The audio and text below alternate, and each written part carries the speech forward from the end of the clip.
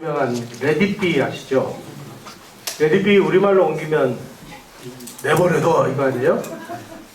이거는 한국경제 도약의 길 그러면 그냥 내버려두면 되는 거야. 맞아요. 지네 알아서 다 해. 네. 기업들이 다 알아서 하는 거야. 네. 근데 무슨 노란봉투법이니 무슨 개벽다구 같은 걸 해가지고 잘 나가고 있는 거 그냥 뭐 멱살 잡아서 끌어내리고 뭐 별 난리 부르스를 다 하고 있잖아요. 한국경제 도약의 길 그 하면은 레디비를 생각하시면 됩니다. 그냥 기업들이 그 기업활동 열심히 하도록 내비두면 모든 게 다 해결 되는 거 아닌가? 이런 생각을 하면서 김정은 교수님을 마이크를 넘기도록 하겠습니다.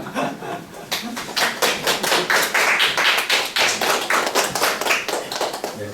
아이고 정말 죄송합니다.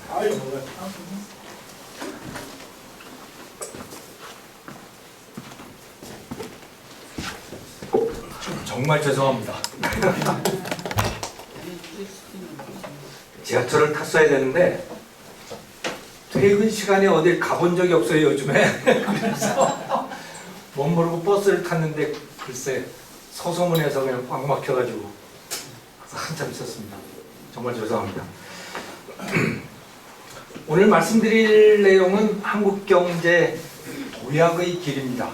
사실은 도약의 길이라기보다 이렇게 가면 큰일 나겠다는 생각, 그런 말씀이 많고 그것을 벗어나려면 어떻게 해야 되는지 김용삼 대기자님께서 말씀을 이미 하셨지만 사실은 지금 말씀하신 게 한 3분의 2쯤 되고 3분의 1은 완전히 달라져야 된다라는 말씀을 드리는 거예요. 한국인이 그동안 여러 번 변신을 했습니다. 현재 여러분들은 지금부터 80년 전의 한국인들하고 정말 달라요. 단순히 키만 큰 게 아니고 사고방식, 행동방식이 완전히 다릅니다. 첫 번째, 여러분들은 반공주의자시죠? 네. 해방 직후에 대다수의 한국인들은 공산주의자, 사회주의자였습니다. 박헌영만 그런 게 아니고 기업가들도 공산주의자들이었어요. 그래서 기업인이 박헌영한테 돈을 댄 거예요. 그럴 정도로 한국인들의 상당수가 사회주의자이고 사실은 조선시대의 그 사족들, 선비들이 대부분 그런 사람들이었다고 보시면 됩니다. 그런데 여러분들은 아니잖아요. 여러분들은 사회주의 하면 절대 싫죠. 언제부터 바뀌었을까요 그게? 6.25 때 바뀌었습니다.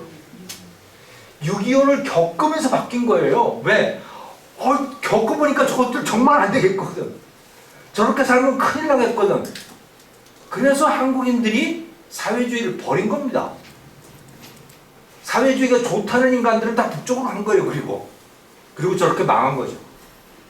우리는 그때 완전히 바뀌었습니다. 완전히 바뀌었어요. 그리고 여러분들은 지금 아이고 내 팔자야 이런 말씀 하시는 분 있어요?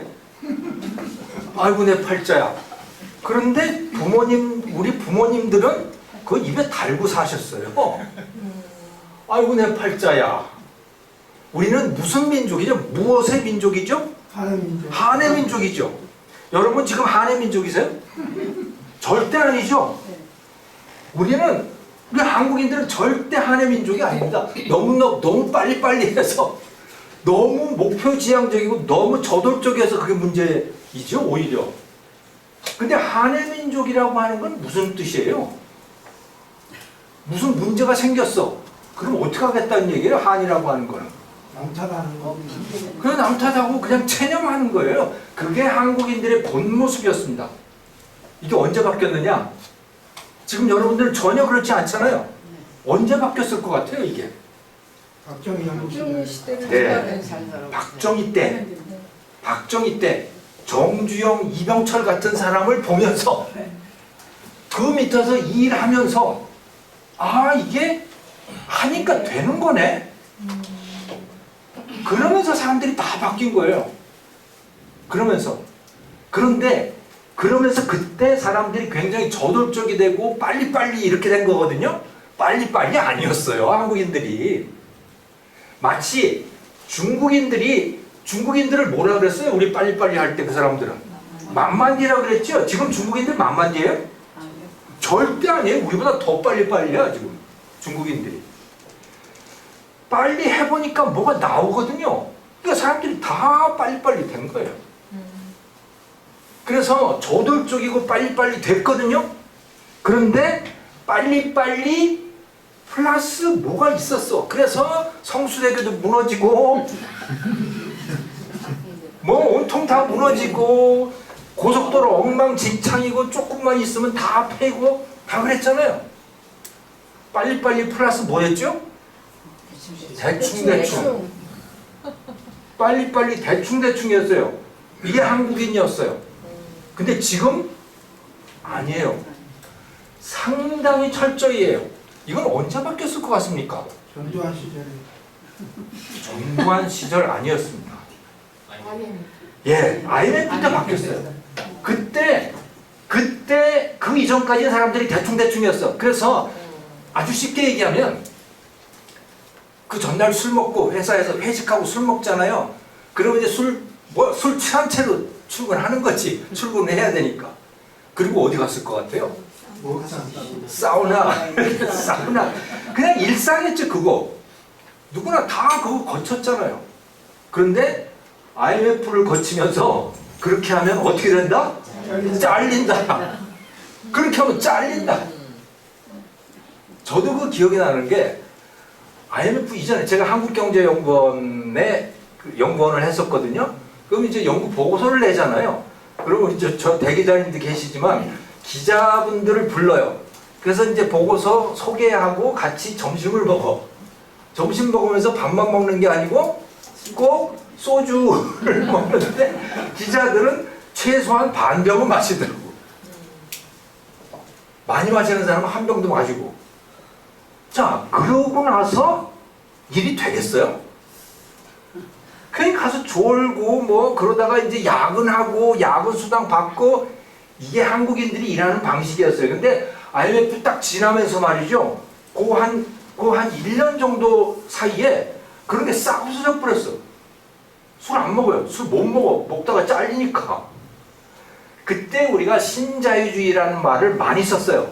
그 신자유주의의 핵심은 뭐냐? 회사에 출근하면 일만 한다. 지금은 너무 당연하잖아요. 회사에 출근했으면 당연히 일해야지. 근데 그때는 어때요? 그 이전에는 은행 가고 뭐 애들 뭐 한다고 전화하고 회사 비품 갖다가 집에다 갖다 쓰고 엉망진창이었거든. 그래도 빨리빨리는 했기 때문에 그리고 긴 시간을 일했기 때문에 상당히 생산성이 있었지만 하지만 엉망진창이었는데 그때 싹 바뀌어버린 거예요. 그때 싹 바뀌었어. 회사 가면 엉뚱한 짓 못해 이제. 회사 비품 들고 집에 가면 잘려. 이렇게 바뀌었죠.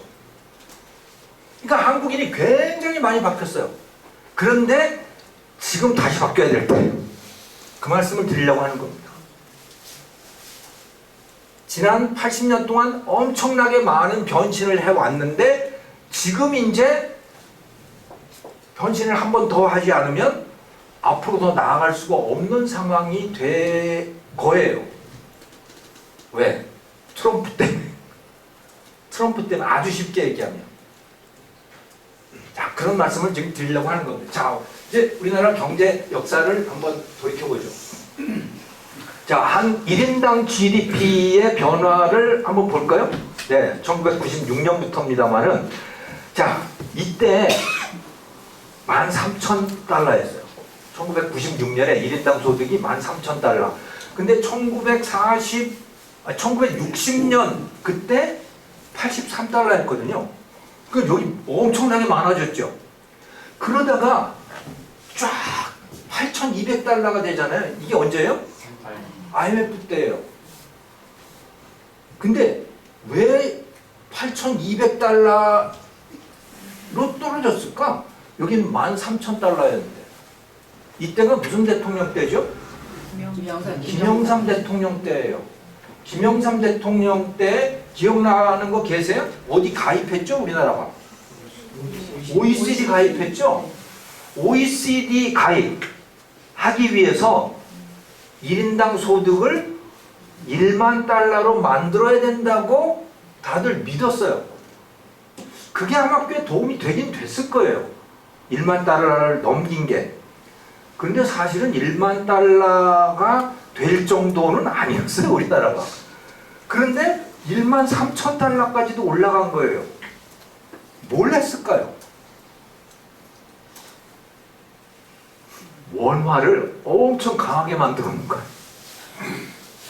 그래서 지금 1달러당 1,430원 이렇게 돼 있죠? 네. 그때 얼마까지 갔었는지 기억하세요, 혹시? 800. 와. 800까지 갔었어요. 그럼 무슨 얘기예요? 한국에서 번 돈을 달러로 치면 엄청나게 많다는 얘기가 되는 거잖아요. 그걸 한 겁니다. 김영삼 때. 그러니까 사람들이 돈 쓸만 했죠. 그래서 뭐 해외여행 그때부터 가기 시작했고 아마 다 기억하실 겁니다. 그래서 경상수지 적자 막 생겨나고 이거 야 이러다가 큰일 나는 거 아니야 하고 뭐 기업들이 이러다 정말 큰일 납니다. 그런데도 뭐 김영삼 대통령은 웃기지 마. 그리고 밀고 갔어요. 그런데 결국은 IMF로 간 거죠. 왜? 달러가 없어진 거야. 밖에서 달러가 들어오진 않고 우리는 달러를 열심히 쓰고 거기다가 그동안에 박정희 때부터 쭉 계속되어 왔던 부채가 누적되었고 그거를 갚을 수 없고 그래서 결국은 IMF에다가 우리 돈 좀 빌려주세요. 우리 좀 봐주세요. 했죠. 그래서 구제금융이라고 하는 거를 받았죠. 그래서 그때 8,000달러까지 떨어진 겁니다. 이게 본 모습이었어요. 그런데 그 이후에 어떻게 됐다고 그랬죠? 한국인들이 완전히 환골탈퇴를 하기 시작한 거예요. 완전히 딴 사람들이 돼버린 거예요. 회사 가면 무조건 일한다. 이렇게 된 거죠. 그러니 일을 잘하게 될 거 아니에요. 생산성이 높아질 거 아닙니까? 예. 거기다가 환율은 막 1,800까지 올라갔잖아요. 그러니 달러로 표시한 한국 제품의 가격은 어떻게 됐겠어요? 떨어지죠. 잘 팔리죠. 그러니까. 그래서 경상수지 500억 달러 흑자 막 이렇게 된 거예요. 금방 몇 년 안 돼서. 거기다가 플러스 무슨 일이 있었냐면 중국이라는 나라가 WTO에 가입을 한 거예요. 그래서 중국이 세계의 공장으로 변해가기 시작했어요. 그 세계의 공장에다가 중간재와 원자재를 공급한 나라가 어디겠어요? 코리아. 코리아입니다. 중국이 수출하면 그게 바로 한국의 수출이었던 거예요. 그래서 중국과 한국이 같이 돈을 벌었습니다. 어마어마하게 돈을 벌었죠. 이게 바로 그렇게 돈을 벌어가는 과정이고 10년도 채 안 돼서 24,000달러까지 갔어요. 그러다가 2008년 글로벌 금융위기를 맞아가지고 좀 떨어졌다가 다시 또 쫙 올라가기 시작해서 33,000까지 올라갔죠. 그 이후로 들쭉날쭉거리고 있는 거예요, 지금. 지금 우리가 지금 이런 상태에 있는 겁니다. 계속 여기서 들쭉날쭉하고 있는 상황. 정체된 상황이에요. 그 이전까지 쫙 올라갔었는데 지금 정체되고 있다. 네. 서울대 김세직 교수라고 하는 분이 그동안의 우리나라 경제성장을 분석을 해봤더니 이렇게 되더라. 장기적으로 보면 5년이면 성장률이 1%씩 떨어지더라. 이거는 좌파 정부, 우파 정부 상관도 없고 계속 떨어지더라. 계속 떨어지더라. 이거는 그러니까 단순히 정부의 정책 문제가 아니고 한국인들의 성향 문제인 거예요, 이게. 한국인들이 그냥 예전에 일하던 방식대로 일하면 계속 그렇게 되는 거예요. IMF 때 한번 싹 바뀌고 그 이후로 바뀐 적이 없어. 그때 한번 쫙 발전하고 이렇게 계속 정체되어 있잖아요. 그런데 결정적인 이유를 생각해보면 뭐냐. 자, 지금 우리나라가 한국의 주력 산업이라고 하는 것들이 있죠. 반도체, 또 철강, 조선, 원자력, 철강 이런 것들이 있잖아요. 자, 반도체는 언제 시작했죠, 우리나라? 83년 전두환 때. 철강 언제 시작했죠? 71년 박정희. 조선은 언제 시작했죠? 박정희. 원자력 언제 시작했죠? 박정희. 이승만 때 사람을 기르긴 했지만 본격적으로 시작한 건 박정희 때예요. 우리가 지금 먹고 살고 있는 모든 산업은 박정희 때 플러스 전두환 때 그리고는 없어요. 자, 그런데 하나 있다.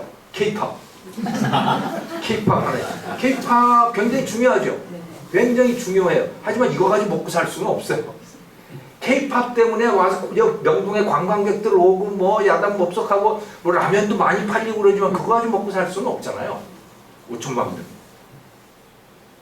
자, 그래서 우리의 주력 산업은 철강이든 자동차든 뭐든 뭐 대부분 다 박정희 때 시작했고 박정희 때 자리를 잡았어요. 그리고 그게 일본을 뛰어넘었어요. 중국하고 같이 컸어요. 중국이 우리 걸 다 배워갔어요. 지금은요. 중국이 우리를 넘어섰어요. 넘어섰어요. 같은 시장에서 경쟁을 하면 한국이 다 져요, 지금. 그래서 지금 포항이 엉망진창이에요. 포항제철. 포항제철 물건을 팔 수가 없는 거예요. 중국산 때문에 어떻게 할 수가 없어요. 석유화학도 그렇고요. 자동차도 지금 그렇게 되어가고 있는 거고 자동차도 미국에 수출을 많이 했잖아요. 미국에 수출을 많이 할 수 있었던 이유는 중국이 미국에 수출을 못하기 때문이에요. 왜? 미국이 안 받아주니까. 그러면 한국이 팔 수 있어요. 한국하고 중국이 같이 팔잖아요. 한국 못 팔아요 이제. 바로 이게 그겁니다.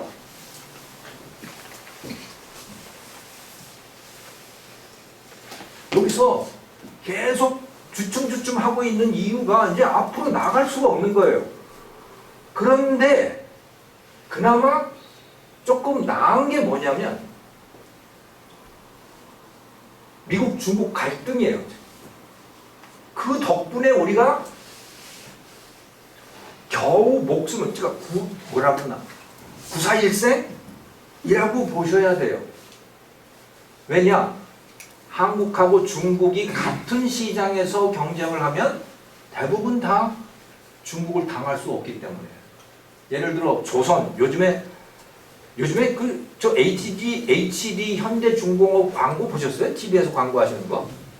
아주 재밌는 광고를 해요.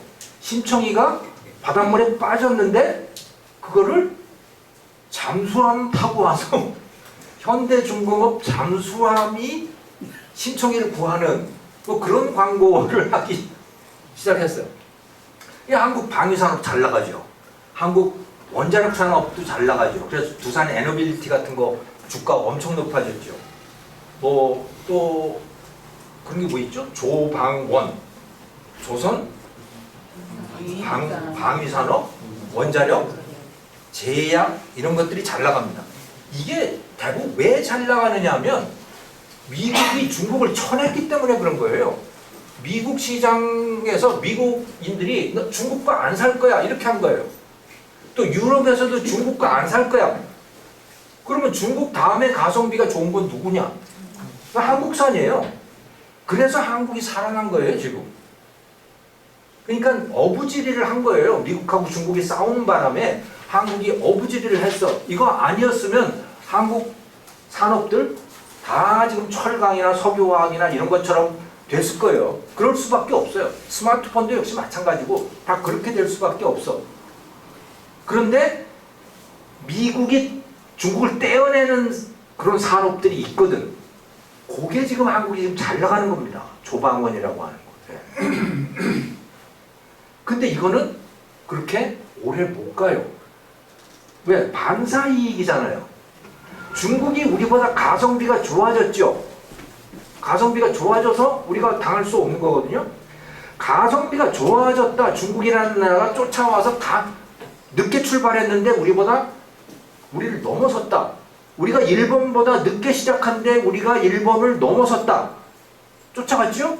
그랬더니 중국이 늦게 시작했는데 우리를 또 쫓아왔다. 자, 그러면 지금 중국을 띄어내서 우리한테 기회가 왔잖아요.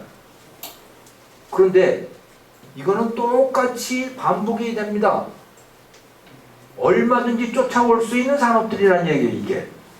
누가 쫓아올 수 있을까요? 베트남. 베트남 얼마든지 한 10년이면 다 쫓아와요, 이거.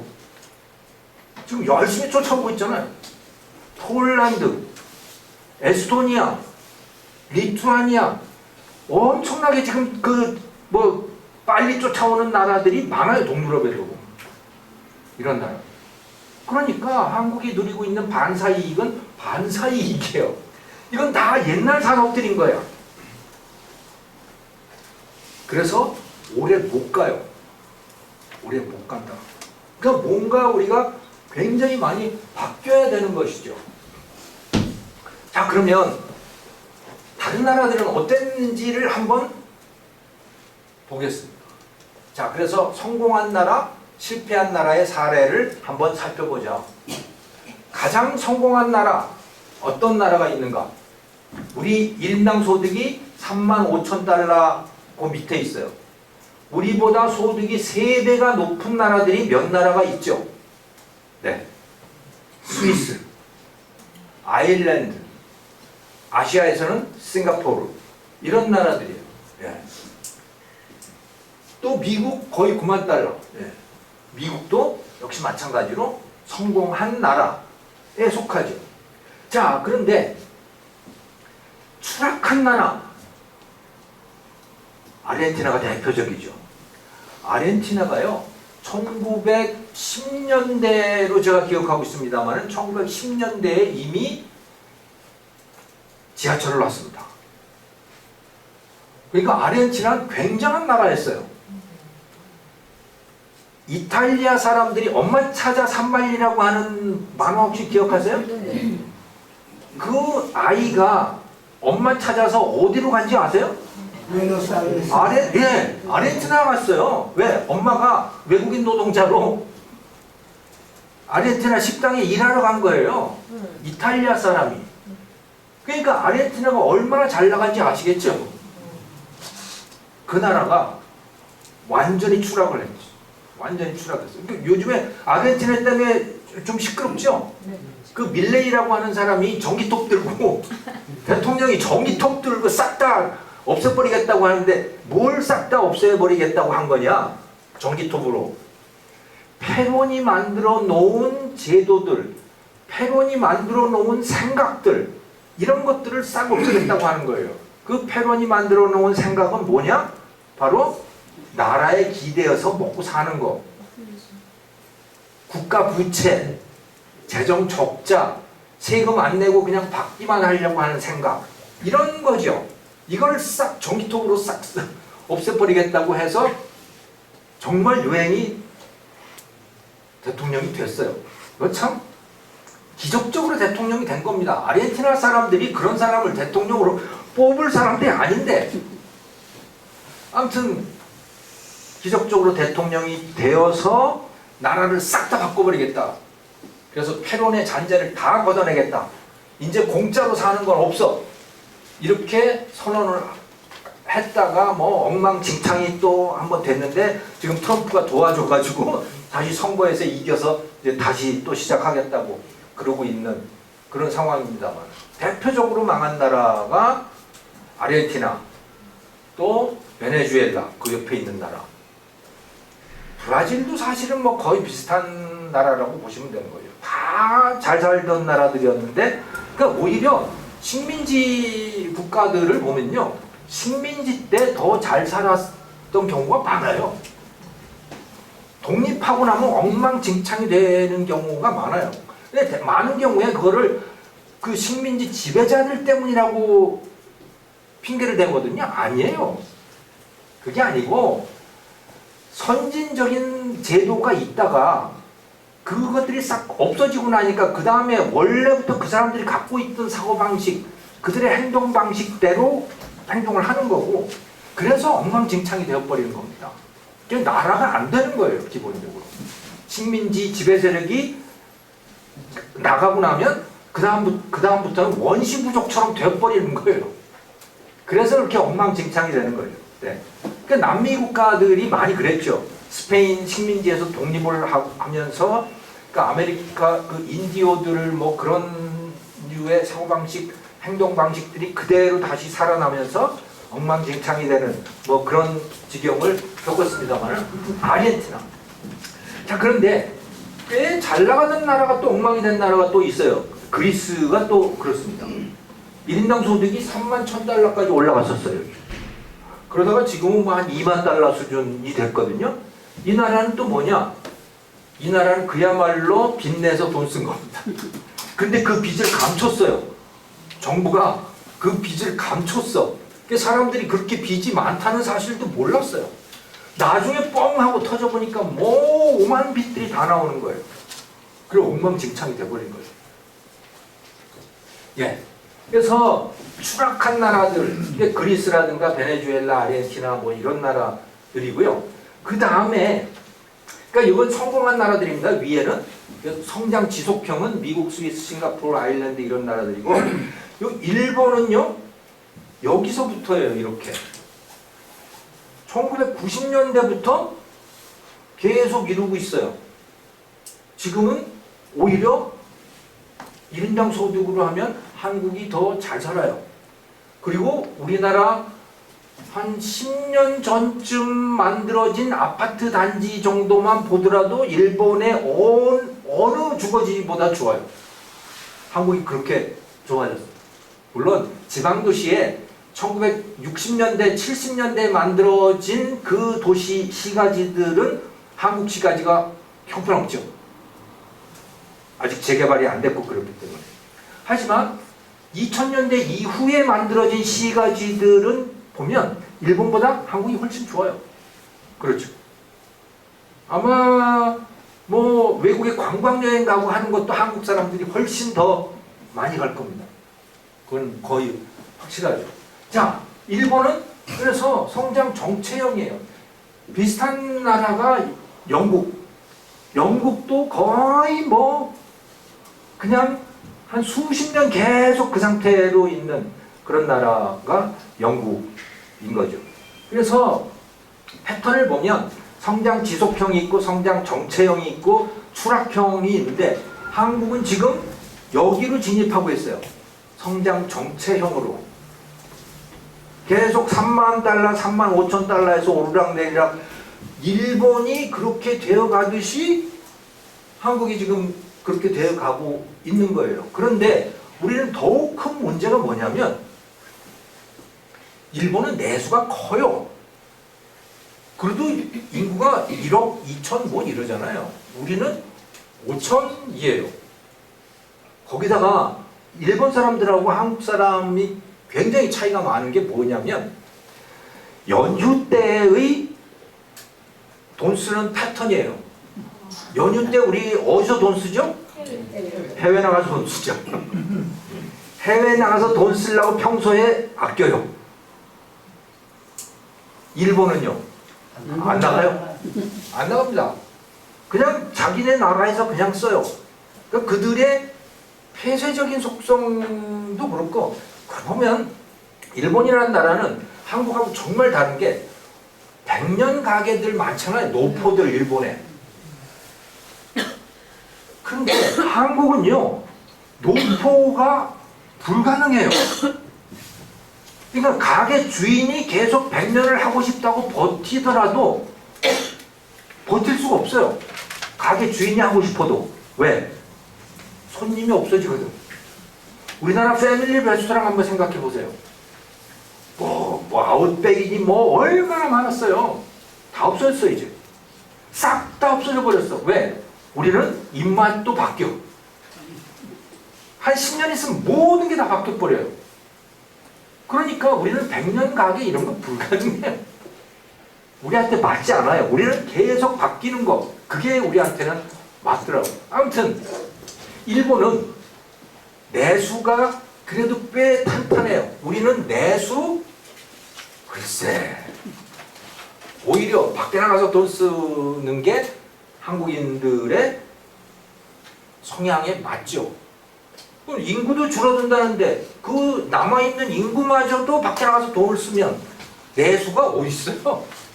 외국인들이 들어와서 돈을 쓰면 그게 내수가 이제 되는 거죠. 그게 지금 우리의 상황입니다. 그러니까 자, 중국하고 부딪히면 우리는 못 팔아. 그럼 내수도 한국인들 스스로 밖에 나가서 돈 써. 이러니까 우리는 일본보다 그렇게 오래 버틸 수 없습니다. 뭔가 달라져야 되는 거예요. 자, 성공한 나라들을 한번 보시죠. 성공한 나라, 실패한 나라, 그 차이가 뭘까를 한번 살펴보겠습니다. 중요한 변수들 몇 개를 제가 골라봤어요. 첫 번째, 성공한 나라들의 특성. 스위스, 아일랜드, 싱가포르, 미국, 이런 나라들, 대표적으로 성공한 나라들이죠. 이 나라들의 기본적인 속성, 외국인들이 많아요. 그 안에 외국인들이 정말 많아.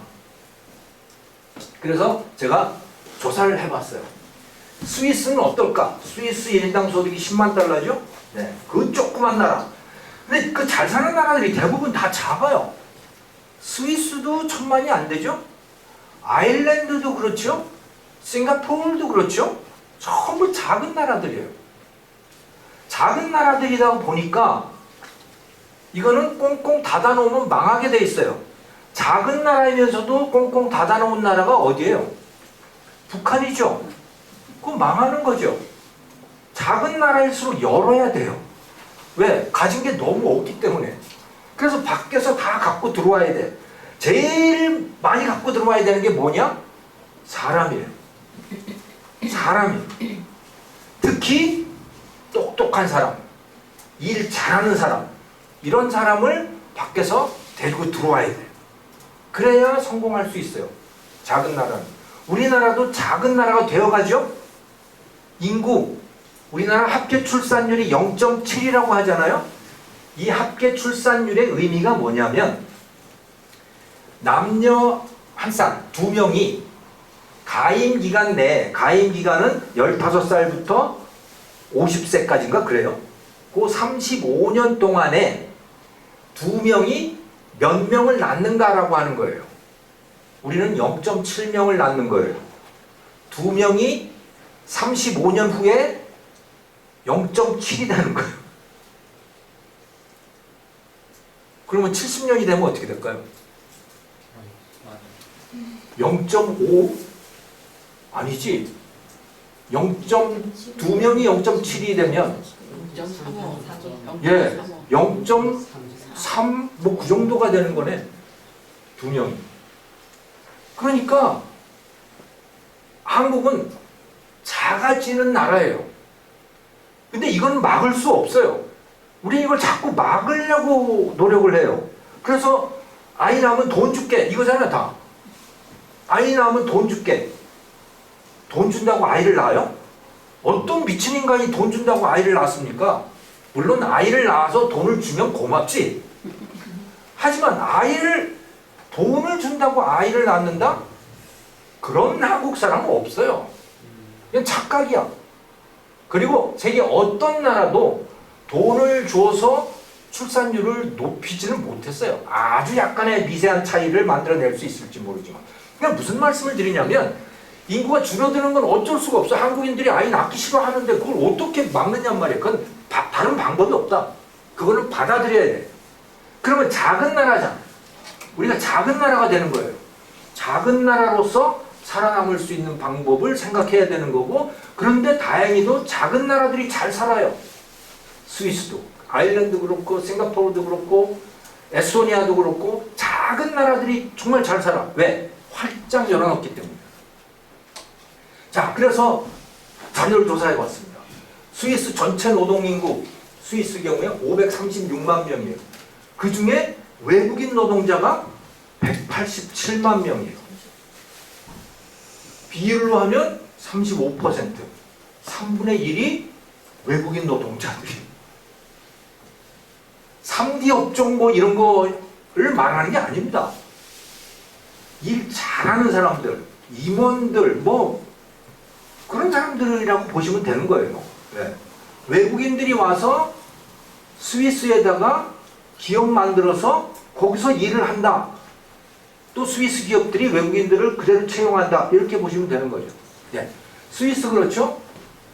우리나라가 한국 하면 3.5%. 한국이 외국인 근로자 3D 업종이죠 다. 3.5%예요. 우리나라 전체 노동인구 중에.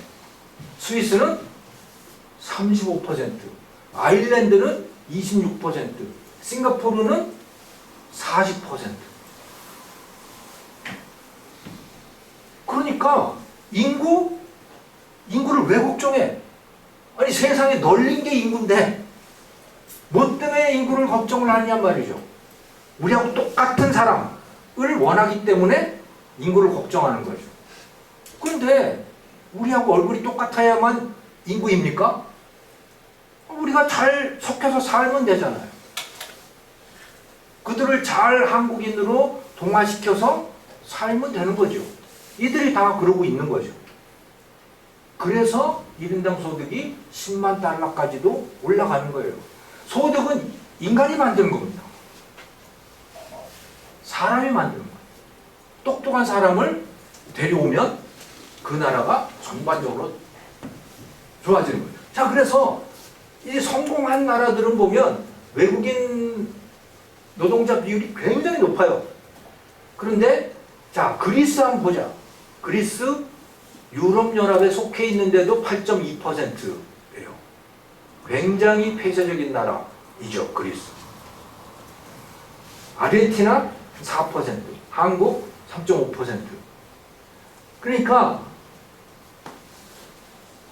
정체되어 있는 나라들을 보면 대부분 다 외국인 비율이 굉장히 낮습니다. 일본 같은 경우에 일본에 가보면 외국인들이 굉장히 많거든요. 정말 그 토요일, 일요일 같은 때에 신칸센 역에 가보면 7일 정도로 외국인들이 많아요. 서양인들이. 근데 관광객들이 일하는 사람은 아니에요. 일본도 절대로 일하는 사람을 받아들이지 않아요. 그래서 일본은 저는 크지 못할 거라고 봐요. 못 벗어난다, 이 상태를. 왜? 아니 일본인들 스스로는 그렇게 늙어가는데 노인들밖에 없는데 그리고 아이도 잘 안 낳는데 그래서 계속 나라가 쪼그라드는데 외국인들도 받아들이지 않으면 그럼 쪼그라드는 것 이외에 다른 방법이 없잖아요. 이거는 뭐 부인할 수 없는 사실입니다. 그런데 일본은 계속 그렇게 가고 있고 지금 다카이치 여자 수상 새로 들어온 이분은 더욱더 폐쇄적이더라고요. 그래서 저는 일본 경제가 현재에서 도약할 수 있는 가능성은 별로 없다고 봐요. 사람 때문에 안 된다고 봐요. 자, 그 다음에 또 다른 요인이 뭐냐면 그래서 개방성을 말씀을 드렸어요. 굉장히 중요한 변수다 이게. 성공을 하는가 아니면 정체되고 추락을 하는가라고 하는 거. 굉장히 중요한 변수다. 두 번째는요. 산업의 역동성입니다. 산업의 역동성이라고 하는 건 뭐냐? 자, AI라고 하는 새로운 기술이 나왔어요. 그러면 AI 산업이 나와야 되는 거죠. AI를 산업화해서 그걸 가지고 생산성을 높이고 경제를 바꾸고 사회를 바꾸어 나가는 게 역동성이에요. 자, 그런데 우리가 여기까지는 잘 알아요. 모르는 게 있어요. 알고 싶어 하지 않는 게 있어요. 그게 뭐냐? 낡은 거는 정리해야 된다는 거예요. 낡은 건 정리를 해야 새로운 게 뻗어나갈 수가 있는 거예요. 왜? 우리가 갖고 있는 힘이라고 하는 게 뻔한데 옛날 거 다 그대로 갖고 있으면서 새로운 걸 어떻게 하겠어요? 돈도 없지, 인력도 없지, 할 수가 없잖아요. 그러니까 옛날 건 정리해야 돼요.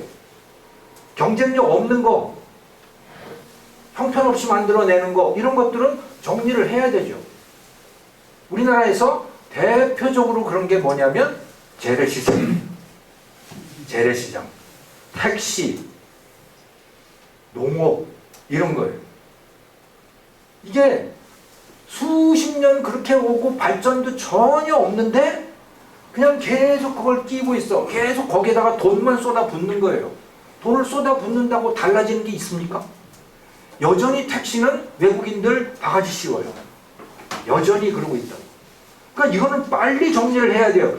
그 정리하는 대표적인 방법은 우버 같은 거예요. 우리나라에 우버 없죠? 외국에 나가서 우버 타보셨어요? 우리나라 우버 택시라고 하는 거만 있잖아요. 우버 택시 말고 그냥 우버. 네. 그냥 저 문자나 뭐 그 앱으로 이렇게 부르면 그냥 우버 차가 오잖아요. 그거는 무슨 특별히 면허가 필요한 것도 아니고 그냥 아무나 할 수 있어요. 우버 택시를 말하자면. 자, 그리고 그 우버라고 하는 것은 타면 탔던 사람이 그 기사의 서비스를 평가해요, 다. 내가 이거 탔더니 뭐 몇 점이야, 뭐 이거 있잖아. 구글에서 음식점 평가하듯이 그 차의 서비스를 다 평가해요. 그러니까 우버를 하게 되면요, 서비스가 나빠질 수가 없어요. 근데 기존의 택시 기사들은 절대로 그걸 받아들일 수 없는 거지. 왜? 완전히 족쇄를 찬게 되거든. 승객들이 자기를 감시한단 말이에요. 우버는 승객이 감시하는 거예요. 그러니까 나빠질 수가 없어요. 그러니까 그 운송 서비스라고 하는 것의 퀄리티가 엄청나게 높아지는 거죠. 싸지고 가격도 계속 바뀌어요. 그게 우버의 가격이 요금이 계속 바뀝니다. 시간대에. 우리 택시는 어림없잖아요. 그런 게.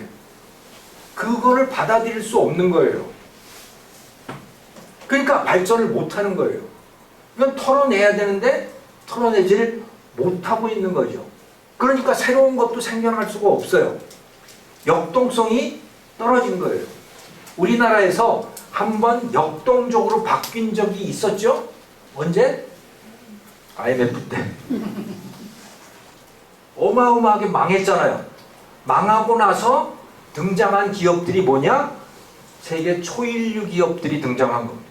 삼성전자가 소니를 넘어섰고 현대차가 그렇고 LG전자가 그렇고 다 일본을 넘어섰어요. 그때. 왜? 쓸데없는 거 다 잘라냈거든.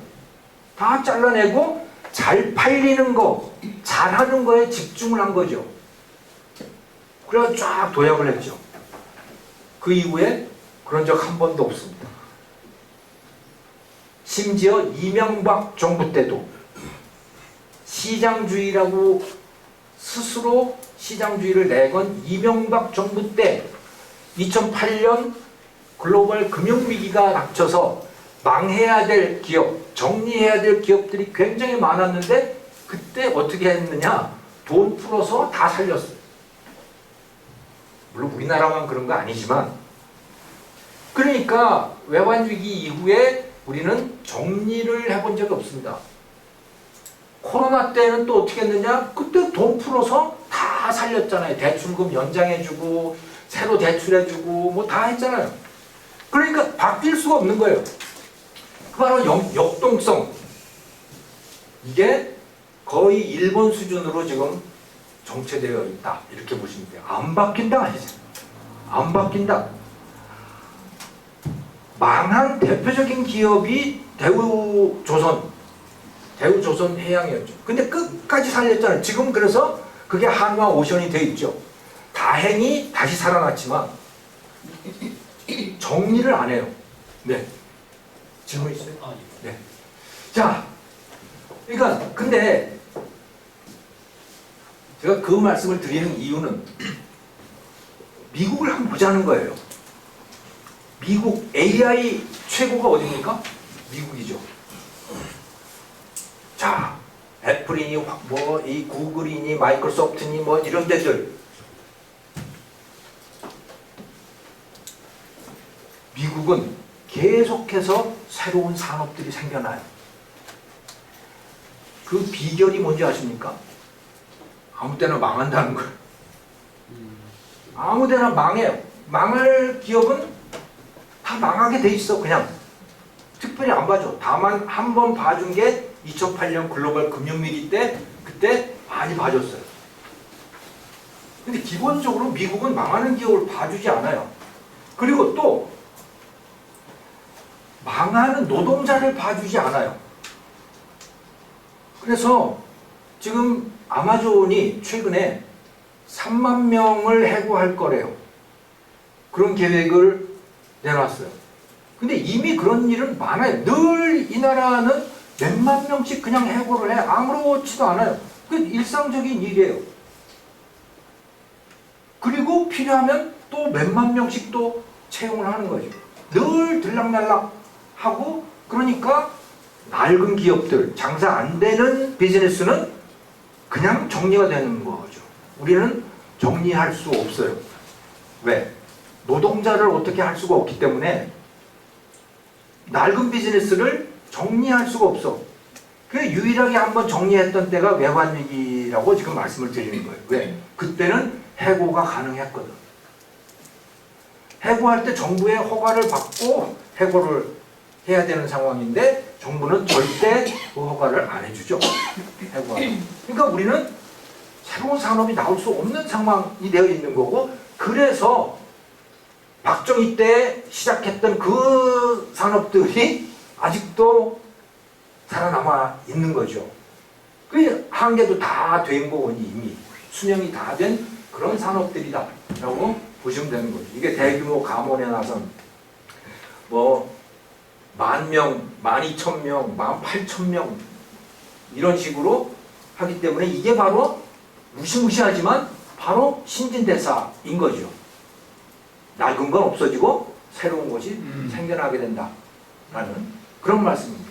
또 하나 우리가 반드시 생각을 해봐야 될 부분은 복지예요. 어떤 나라든 다 복지를 하지요.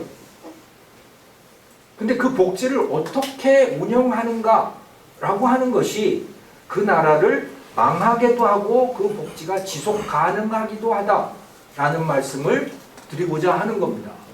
아르헨티나라든가 그리스, 베네수엘라는 지속 가능한 복지가 아니었어요. 지속 가능한 복지를 하는 나라는 스웨덴이 대표적이에요. 자, 보십시오. 스웨덴 1인당 소득이 57,000달러까지 올라갔어요. 대표적인 복지국가이죠. 자, 그런데 스웨덴의 복지, 저 나라는 어떻게 저게 지속 가능할까? 그 많은 복지의 혜택을 그걸 하려면 돈이 있어야 될 거 아닙니까? 그걸 어떻게 다 조달을 하지? 자원? 자원이요? 스웨덴 자원 없습니다. 네? 세금이에요. 네, 맞습니다. 세금이에요.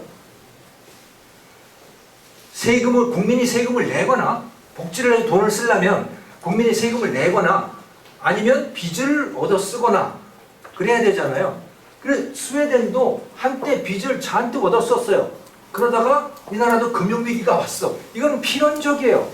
빚이 많아지면 금융위기가 온다는 거는 기축통화국이 아닌 한은 이건 필연적이에요. 왜? 돈 갚아야 되는데 갚을 돈이 없어지는 거잖아요. 그게 바로 금융위기, 외환위기잖아요. 스웨덴도 그랬어요. 그 다음에 이 나라가 뭘 했느냐? 야, 이거 안 되겠구나. 이거 안 되겠구나. 세금을 잘 정리를 해야겠다. 세금 때문에 기업이 밖으로 빠져나가면 그건 나라가 망하는 거네? 그럼 어떻게 해야 되지? 그래서 법인세를 확 낮춘 겁니다. 또 스웨덴 기업들이 제일 많이 나갔던 원인이 뭐냐면 상속세예요. 상속세도 싹 없애버렸어. 상속세 없어요. 그런데 돈은 있어야 되잖아요. 돈은 있어야 되잖아요. 그 돈을 어떻게 그럼 빚을 낸다? 빚을 내면 또 그렇게 될 텐데. 금융위기. 근데 지금 스웨덴의 국가부채 비율이 GDP의 37%가 35%가 그렇습니다. 34%. 우리나라가 50%죠? 우리나라보다도 국가 채무 비율이 작아요. 그러니까 돈을 빚을 안 낸다는 얘기예요. 그러면서도 엄청난 복지를 해. 그 돈은 그럼 어디서 오느냐? 부자한테? 아니요. 전 국민에게. 자, 이게 스웨덴의 세금입니다. 0부터 과표, 그러니까 소득이죠. 소득이 0부터 61만 4천 크로나까지, 우리 돈으로 하면 9,300만 원이에요. 0부터 9,300만 원까지 세율이 얼마냐? 32라고 보시면 돼요. 32%. 32. 그러니까 하다못해 10,000원을 벌어도 3,200원을 세금을 낸다는 얘기입니다. 그것도 아예 안 내는 인구 비율이 한 6% 돼요. 우리는 한 40% 되거든. 아예 안 내는 사람이 소득세. 여러분도 아마 연말정산하고 정리해보면 안 내시는 분들 꽤 계실 거라고 저는 봐요. 스웨덴은 그런 거 없어요. 기본적으로 32%는 다 내. 네. 그리고 제가 여기 틀렸는데, 그리고 이 9,300만 원 이상 되는 사람은 국세가 20%가 가서 붙는 거예요. 그 밑에는 국세가 없어요. 여기서부터 국세가 있어. 그럼 20%가 더 붙으면 52%가 되는 거죠. 그러니까 요게 52%인 거예요. 기본적으로 32%는 다 내. 어마어마한 돈을 내는 건 전 국민이. 거기다가 부가가치세 25%. 우리 10%죠. 그것도 내기 싫어서 현금 받고 막 그러잖아요. 시장 가면. 부가세 25%. 그러니까요, 전 국민이 다 똑같이 낸다고 보시면 돼요. 그러니까 스웨덴의 복지라고 하는 건 기본적으로 자기가 돈 내서 자기가 받아가는 거라고 보시면 되는 겁니다. 자, 거기다가 뭐가 또 있는지 아세요? 정말 기절초풍할 일이 있어요. 우리는 소득 또 납세 데이터 이런 거는 다 개인정보죠. 비밀이 다 유지가 되잖아요. 스웨덴은 수수료 얼마 내면 나 죄 얼마 그런지 나 알고 싶어. 그러면 그냥 까줘요. 핀란드는 더 해요. 핀란드는 그냥 공짜로 다 공개.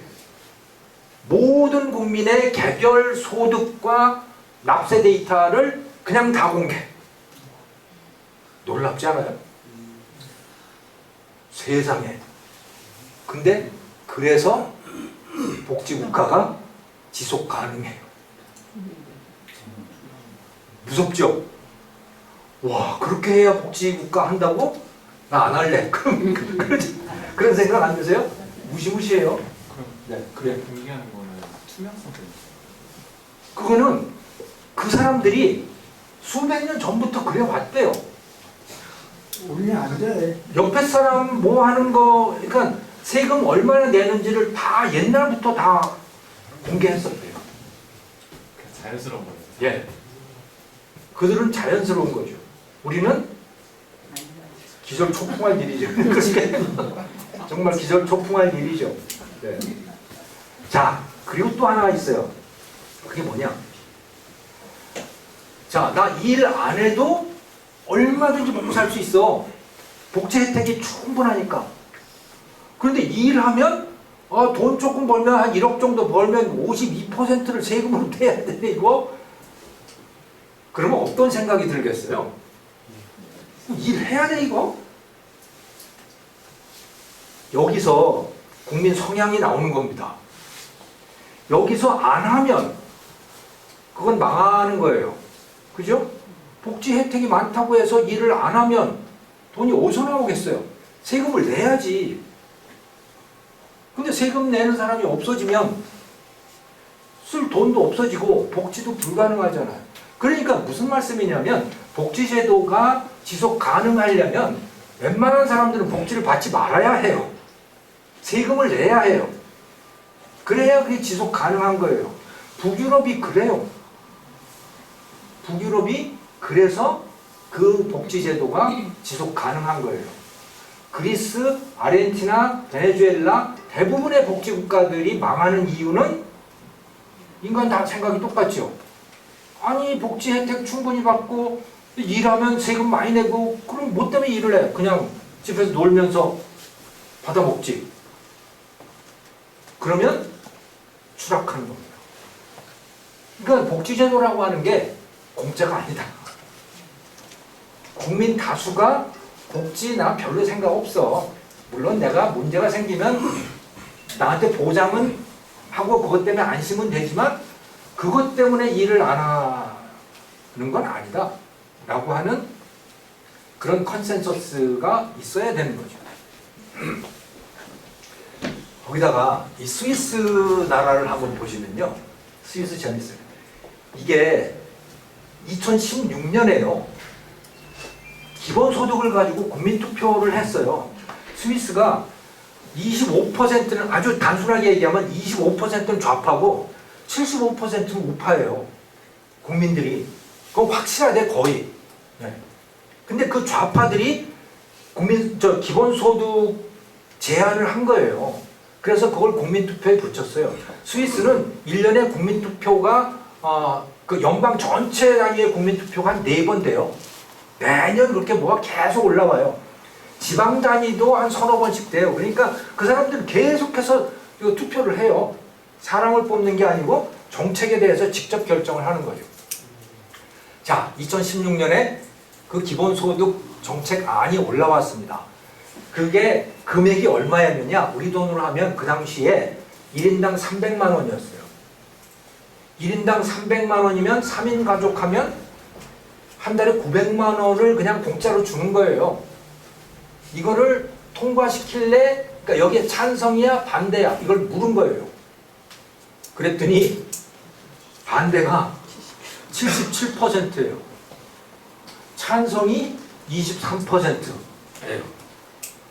그래서 스위스 사람들이 굉장히 좋아했어 이때. 이거를 제안한 사람들이. 왜? 23%나 찬성했다고. 정말로. 와, 스위스 사람들이 23%나 찬성한다고. 그런데 77% 반대 이유가 대체로 뭐냐면 왜 그걸 받아야 되는데? 이거예요. 그걸 왜 받아야 되는데? 스위스 연방헌법 제6조에 보면요. 그게 제6조면 거의 총강 비슷한 겁니다. 큰 원칙. 거기 individual and collective responsibility예요. 개인의 책임 그리고 사회에 대한 책임의 조항입니다. 거기 뭐라고 되어 있느냐? 모든 개인은 개인이라고 되어 있어요. 국민도 아니야. 모든 개인은 각 자신에 대해서 themselves 자기 자신에 대해서 책임을 진다. 그리고 각자의 능력에 따라서 컨트리뷰트 한다. 어디에? 사회에. 뭘 준다는 게 아닙니다. 국가가 국민에게 뭘 주겠다는 얘기가 아니고 네가 내라. 이게 헌법이에요. 네가 내라. 근데 생각해보면 그렇잖아요. 국가가 쓰는 돈이 다 어디서 나옵니까? 각 개인에게서 다 나오잖아요. 그러면 당연히 국가가 제대로 작동을 하려면 개인들이 돈을 내야죠. 그러니까 그 얘기를 하고 있는 거예요. 너무나 당연한 얘기인데 사실은 어느 나라에서도 얘기 안 하죠. 왜? 정치적으로 인기가 없으니까. 하지만 진리예요, 이게. 스위스가 정말 아름답잖아요. 정말 창문에 꽃도 다 있고 풀밭도 다 그러고요.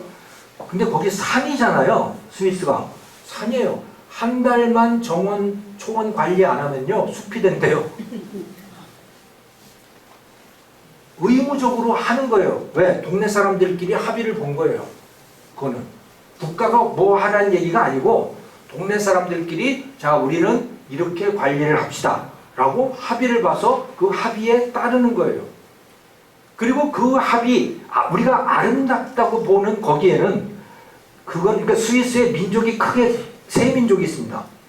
하나는 독일계, 프랑스계, 이탈리아계 있거든요. 우리가 아름답다고 느끼는 그 스위스 마을은 어떤 게일 것 같아요? 독일계예요. 독일 사람들이 그쪽 계통이 약속을 잘 지켜요. 그런데 이탈리아 쪽의 마을로 가잖아요.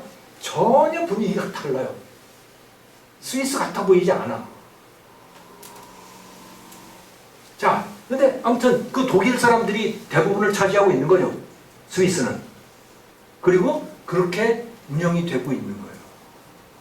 그러니까 지금 저 트럼프가 저 야당 법석을 치고 있는데 그래서 달러 가치가 떨어지고 뭐 그러는데 지금 최고의 통화 가치를 유지하고 있는 데가 스위스 프랑이에요. 이 나라는 빚을 안 져요. 이 나라는 그냥 뭐 일이 없어 기본적으로. 그냥 평탄하게 가는 거죠. 그런데 계속 좋아져요. 왜? 외국에서 계속 사람들이 들어와서 뭔가 아이디어를 내고 계속 그렇게 하는 거예요. 그래서 복지라고 하는 것도 기본적으로 하려면 국민들이 각자가 책임을 져야 된다. 책임을 못 지는 나라는 그건 추락하는 거죠.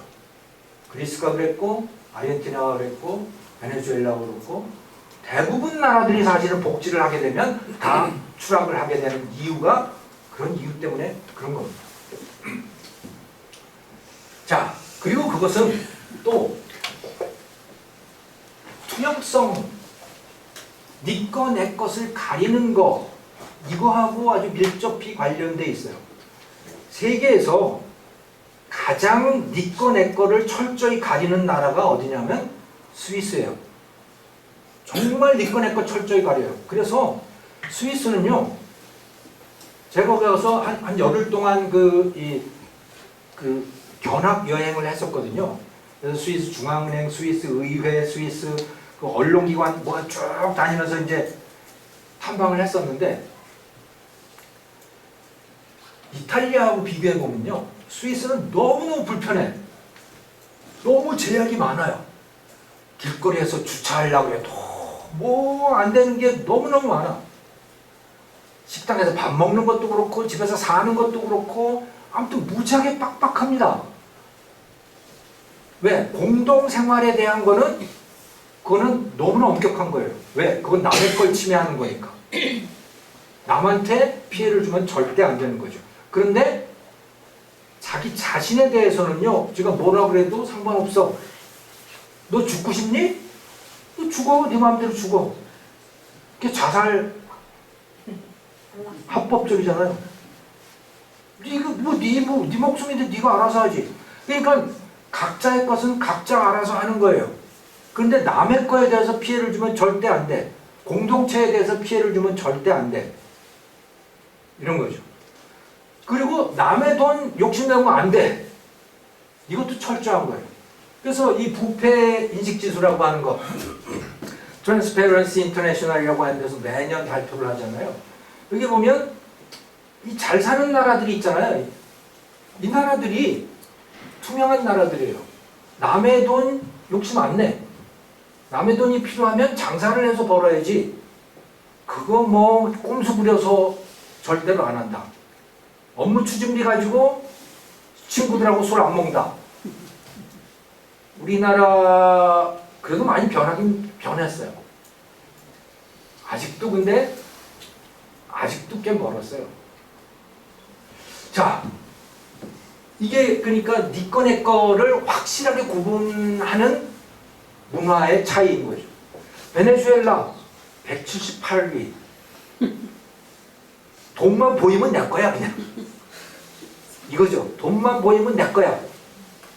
아르헨티나, 그리스, 한국, 일본, 한국 그래도 많이 나아졌어요.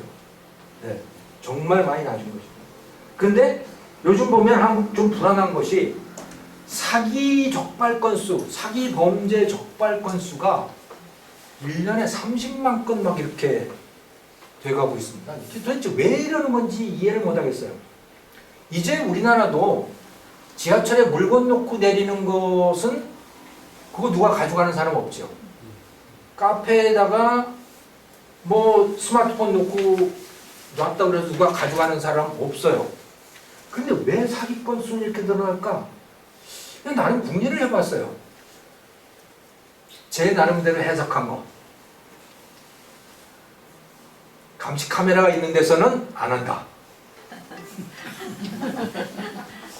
감시 카메라가 곳곳에 있다.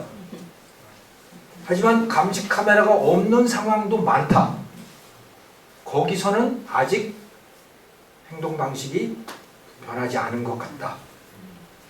그래서 이렇게 사기 건수가 많아지는 거 아닌가?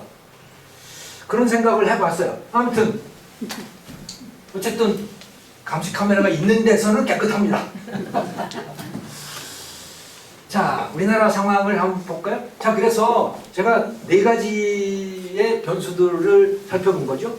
얼마나 개방적이냐, 얼마나 외국 사람, 외국 문화에 대해서 마음을 열고 있는가 라고 하는 거.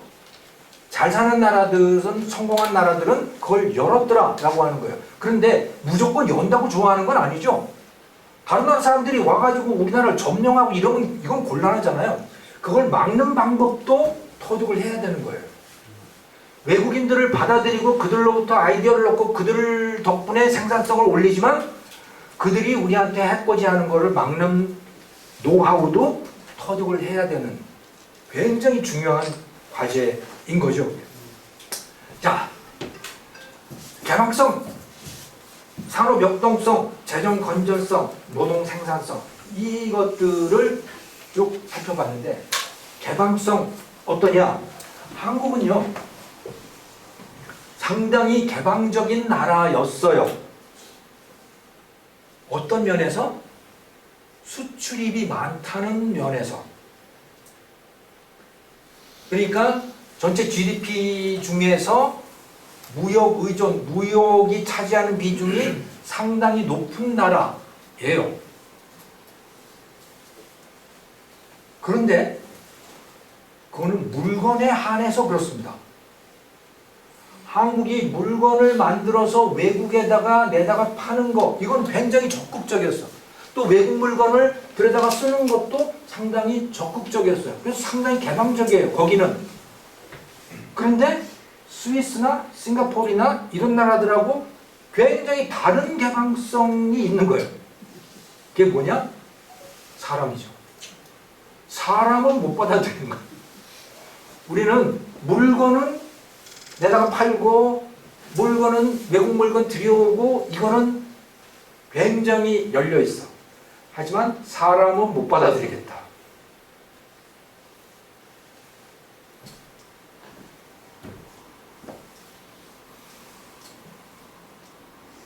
이거 한번 보실래요? US 뉴스 앤 월드 리포트가 인종차별적인 국가 순위를 발표를 했어요. 제일 인종차별적인 나라가 이란이에요. 여긴 외국인 아주 질색을 하는 거죠. 벨라루스, 바레인, 미얀마, 그리고 한국이에요. 놀랍지 않으세요? 굉장히 낯을 가지고 있는 거죠. 말하자면 한국인들이. 특히 어디에서 이런 문제가 생기냐? 외국인 노동자들이.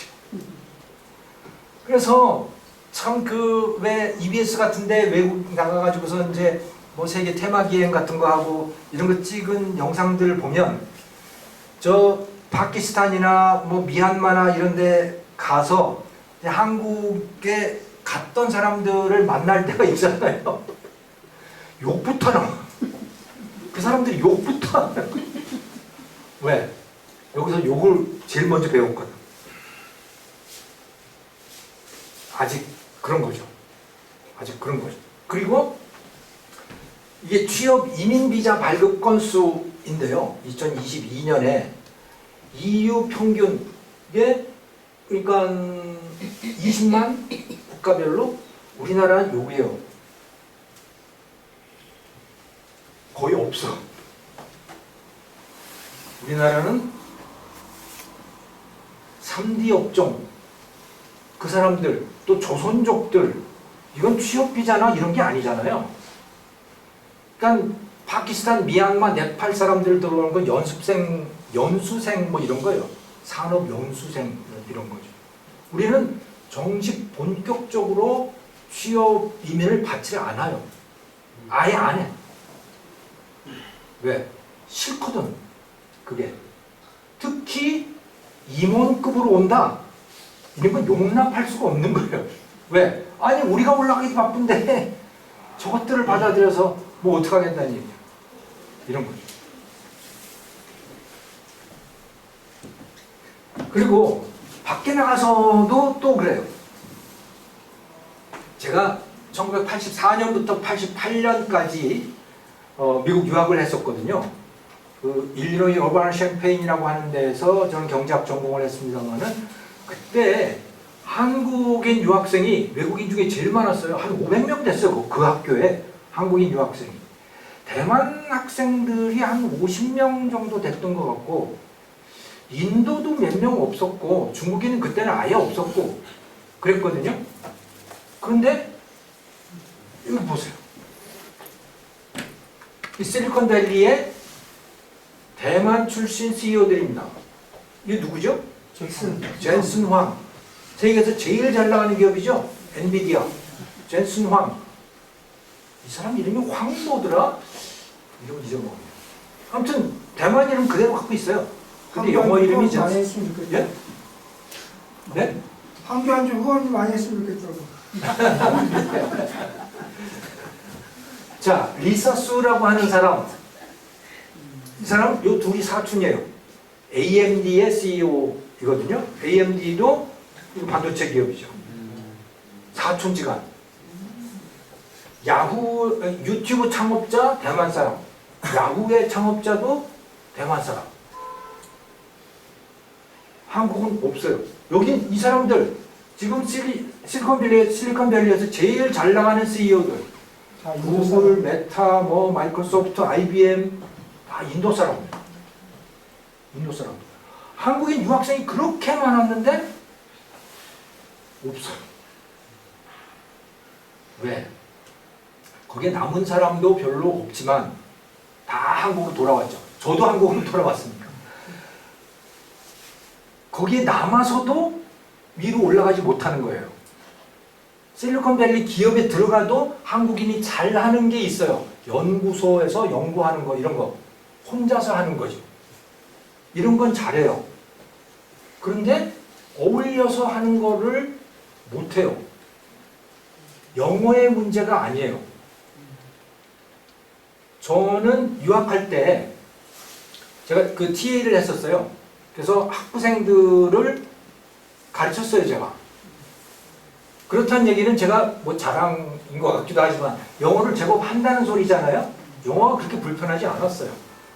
그런데 파티를 갔었거든요. 그러니까 신입생들 뭐 그런 파티 있잖아요. PhD 학생들 파티 갔는데 10분도 못 견디겠더라고요. 영어의 문제가 아니고 그 문화를 견딜 수가 없는 거예요. 쓰잘데기 없는 소리들 하고 말이지. 그건 뭐 쟤들 왜 저렇게 떠드는 거야? 이해할 수가 없는 거죠. 거기에 섞일 수가 없어요. 그렇게 살아본 적이 없기 때문에. 우리는 술을 먹으면 심각한 얘기 해야 되잖아요. 걔들은 심각한 얘기를 도대체 하지는 않더라고. 근데 그 문화에 섞일 수가 없어요. 그래서 그 500명이라는 한국 학생들이 있었는데 다 미국인 친구들이 없어. 한국인들끼리만 놀아. 그리고 한국으로 돌아와. 이런 거죠. 그렇게 열심히 일한 결과가 지금 대한민국의 현실이에요. 지금 현실. 자, 그래서 개방성에 대해서 말씀을 드렸잖아요. 개방하려면 이제 좀 우리가 사는 방식도 바꿔야 된다.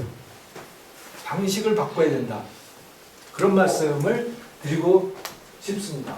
자, 그 다음에 우리의 기업의 산업의 역동성은 어떠냐? 이미 말씀을 드렸죠. 다 1970년대 그때 만들어져서 그때 자리를 잡은 산업들. 그리고 반도체 산업은 전두환 때 시작해서 그때 자리를 잡은 산업. 그리고 새로운 산업은 K-팝밖에 없다. 지금 우리나라 산업의 역동성이 그 정도 수준이다 라는 말씀이고요. 자, 복지는 어떠한가? 이게 아주 대표적으로 얘기를 해주고 있는 겁니다. 기초생계 수급자 추이예요, 이게.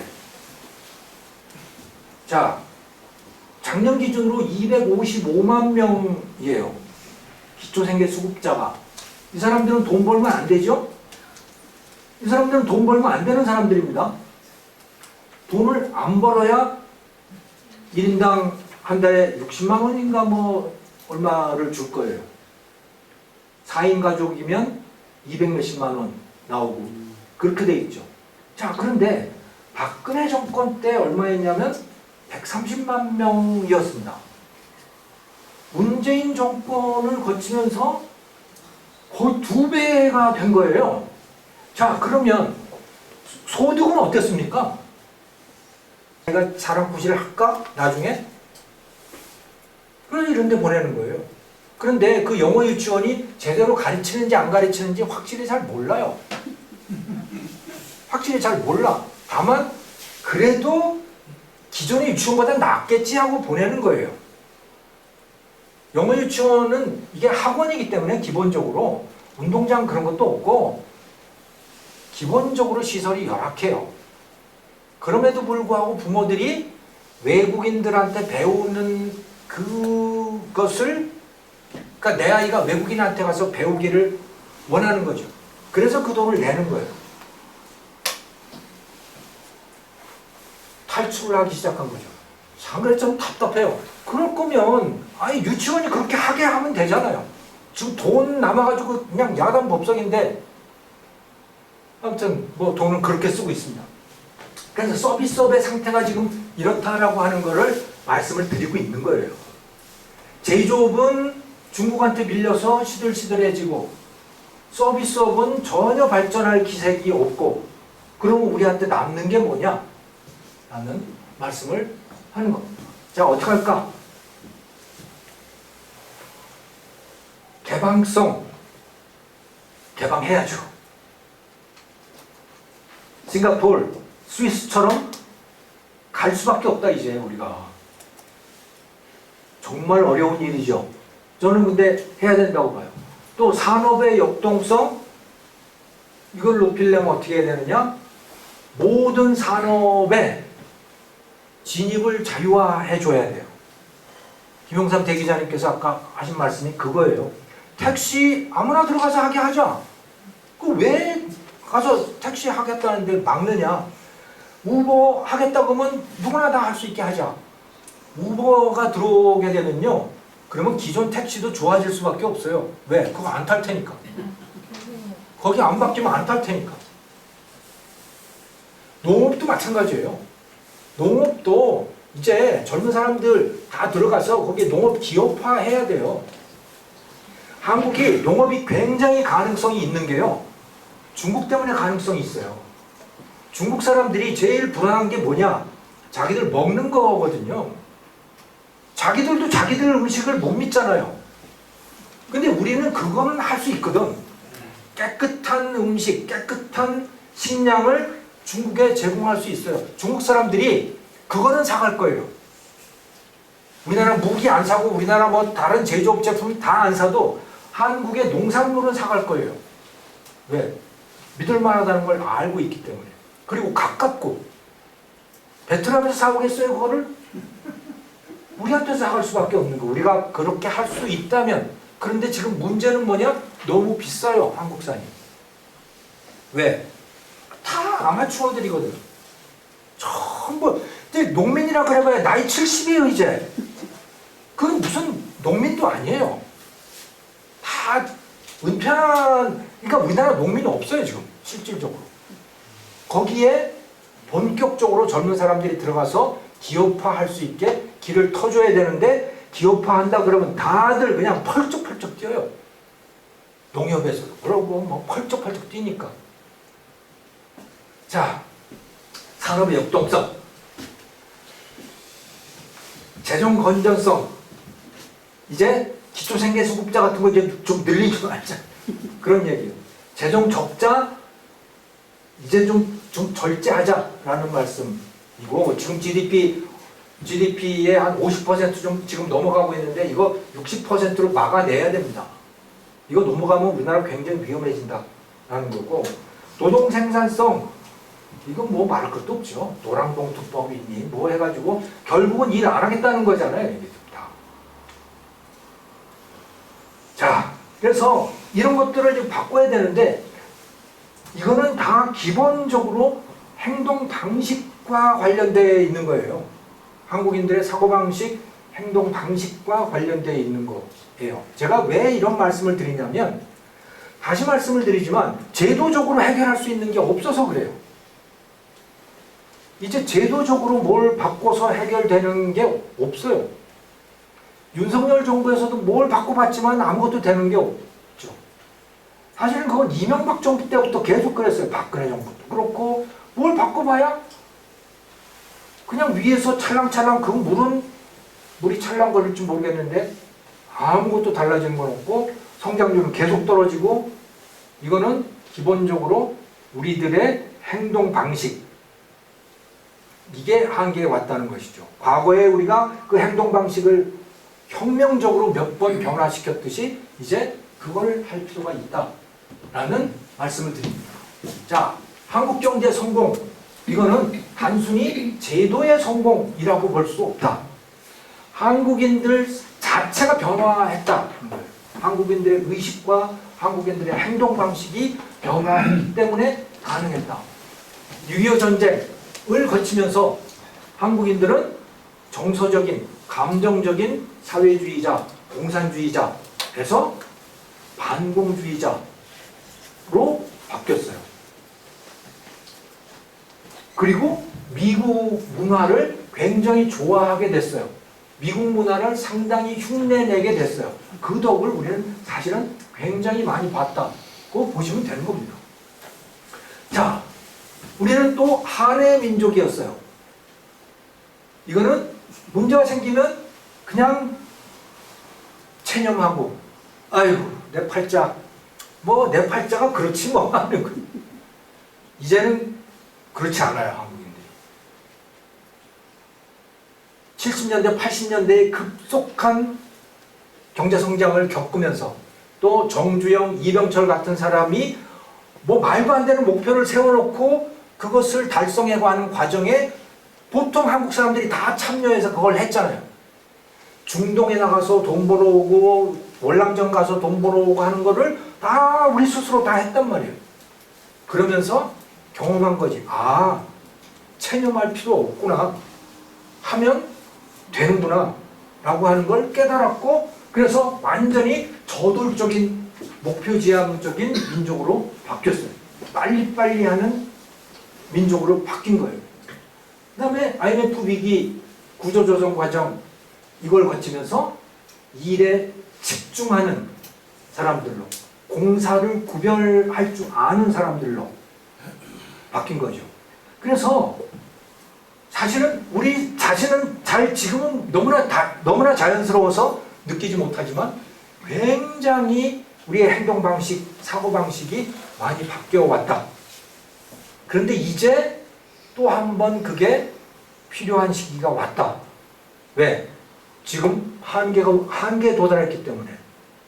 한국의 주력 산업, 그게 다 제조업들인데, 그거는 중국하고 부딪혀서 중국보다 가성비가 우리는 못해줬고, 미국, 중국이 싸우는 바람에 그나마 반사이익이 있는데 그것도 그렇게 오래갈 만한 상황은 아닌 거고,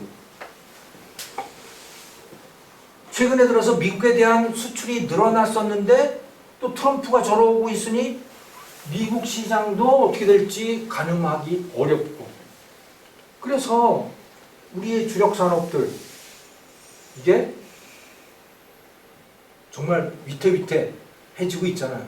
그러고 나면 나머지 재래시장이며 뭐 학교며 택시며 뭐 다 이런 거예요. 이제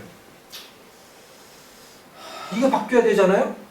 이거는 그야말로 의식혁명이 필요한 거죠. 자, 그래서 이 새로 닥쳐온 위기, 이건 어떻게 해야 되느냐?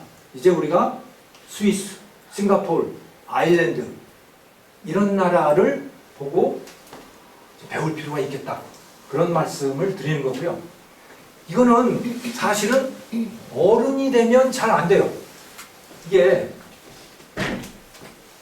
우리나라 100대 기업의 외국인 임원이 1.4%밖에 안 된대요. 거의 없는 거죠. 거의 없어요. 근데 이거를 바꿔보려고 LG전자의 남용이라고 하는 사람이 2010년 그 무렵부터 외국인 부사장급 외국인 임원들을 쫙 5명을 쫙 들여왔어요. LG전자에. 그리고 어떻게 됐냐? 3년 만에 다 계약 더 이상 안 하고 다 나갔어요. 사실상 쫓겨난 셈이죠, 그들이. 왜? 적응이 안 되는 거예요. 한국인도 적응이 안 되고 외국인도 적응이 안 되고,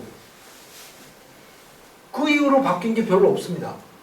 지금 그래도 성공적으로 바꾼 데가 현대자동차. 현대자동차는 최근에 미국인 CEO를 영입을 했죠. 성김 대사 연결했잖아요. 네? 성김 주한 미국 대사 했던 사람. 성김 아니고요. 그 멕시코 출신 미국인인 것 같은데 이름을 잊어먹었습니다. 아무튼 대표이사 CEO를 외국인으로 영입을 했습니다. 근데 현대는 2000년대 초반부터 그렇게 했어요. 정의선 씨가 기아자동차에 그 피터 슈라이어라고 하는 BMW 출신 디자이너를 부사장으로 영입을 해서 기아자동차 모델을 싹 다 바꿔버린 거죠. 그리고 기아자동차가 잘 팔리니까 글로벌 시장에서 현대자동차도 저 그 폭스와겐 뭐 이런 데서 영입을 해가지고 또 싹 바꾸고, 이제는 아예 대표이사 사장까지 미국인으로 앉히는 뭐 그런 변화를 꾀하고 있죠. 근데 대부분 다 안 돼요. 대부분 다 안 돼. 서로 적응이 안 되는 거예요. 우리가 바꿀 생각이 없는 거죠. 한국인들이 바뀔 생각이 없는 거죠. 근데 사실 정부 차원에서도요, 정부 차원에서도 노무현 때부터 본격적으로 우리나라를 뭐 글로벌 비즈니스 허브로 바꾸겠다라고 하는 정책들을 계속 추진을 했어요. 사실 김영삼 때부터 했다고 보시면 되는 거죠. 세계화라고 하는 걸 내걸었잖아요. 그게 다 그런 맥락 속에 있어요. 누구나 머릿속으로는 그게 필요하다는 거를 다 알아요. 그런데 막상 하려면 다 귀찮고 불편하고 다 그런 거죠. 네. 그래서 사실은 어른이 되면 잘 안 돼요. 대학생만 돼도 잘 안 됩니다. 그래서 어릴 때부터 바꿔야 된다라는 말씀을 드리는 거고, 이제 그게 필요하다. 앞으로 10년 후를 내다보고 아이들부터 바꾸는 일을 시작해야 되지 않겠냐, 그런 생각을 해봅니다. 유치원부터. 대표적으로 전 이 나라들을 지금 제가 최근에 낸 책에서 소개를 하고 있습니다만은, 이게 뭐냐면요, 싱가포르의 유치원이에요. 5살, 6살짜리 유치원 애들이거든요. 놀이를 하고 있는 거예요. 근데 그 놀이 상황을 한번 보십시오. 이건 뭐 같습니까? 비행기입니다. 비행기 세트를 만들어 놓고 거기서 너는 승객, 너는 기장, 너는 스튜어디스 뭐 이렇게 해가지고 역할 놀이를 시키는 거예요. 이거는 세차장이고요. 세차장 놀이도 하고, 이거는 병원 놀이, 아니, 맞죠? 미장원 놀이군요. 미장원 놀이하고 이거는 가게 놀이하고 아이들에게 실생활을 경험시키는 거예요. 어릴 때부터. 그리고 삼중 언어 교육을 해요. 유치원부터 삼중 언어 교육을 하더라고요. 저 위에는 저건 핀란드예요. 핀란드의 초등 고학년 아이들이 지금 저 목재를 기부받아가지고 저걸 가지고 비즈니스를 하고 있는 거예요. 저거 가지고 돈 버는 거예요. 돈 벌어서 자기 뭐 학교에다가도 기부하고 뭐 하는 그런 일. 학교에서 다 가르치는 거예요, 저런 거를. 이제 우리도 그렇게 해야 된다. 영어 가르치는 거는 기본이고, 저는 그걸 공교육에서 다 해야 된다고 봅니다. 공교육에서 지금 우리나라가 하고 있는, 기본적으로는 부모들은 다 입시교육을 추구하고 있죠. 근데 그거에 반대하는, 공교육에서 반대하는 움직임도 많아요. 그래서 행복교육이니 혁신교육이니 뭐 이런 것들이거든요. 그것의 핵심은 뭐냐면 아이들에게 공부 안 시키는 거예요.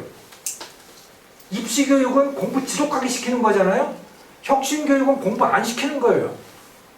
그리고 동네 마을 운동가 이런 사람들을 불러서 뭐 강의 듣게 하고 이런 거죠. 민족교육 같은 걸 시켜요. 또 좌파교육 뭐 이런 걸 기본적으로 시킨다고 보시면 되는 거예요. 이제 필요한 건 뭐냐? 이런 거. 직업교육. 네, 직업교육. 어릴 때부터 세상 사는 걸 경험을 시키자. 그리고 여기에서 외국인들하고 직접 접촉하게 만들고, 얼마든지 지금 교육 예산 가지면 그야말로 뭐 얼마든지 가능합니다. 그게.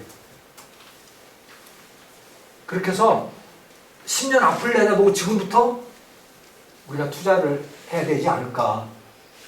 그래서 우리나라를 바꾸어내야 되지 않을까. 그걸 보고 우리 어른들도 변할 수 있으면 좋겠다. 어른은 잘 안 바뀌지만 그래도 아이들을 보고 어른들이 변할 수 있는 그런 과정을 거쳤으면 좋겠다. 이런 생각이 들었습니다. 그렇게 된다면 우리도 스위스처럼, 싱가포르처럼, 아일랜드처럼 1인당 소득 10만 달러짜리 작지만 강력한 나라, 이런 나라가 될 수 있겠다. 그런 생각을 해봤습니다. 감사합니다. 네, 질문 주시죠.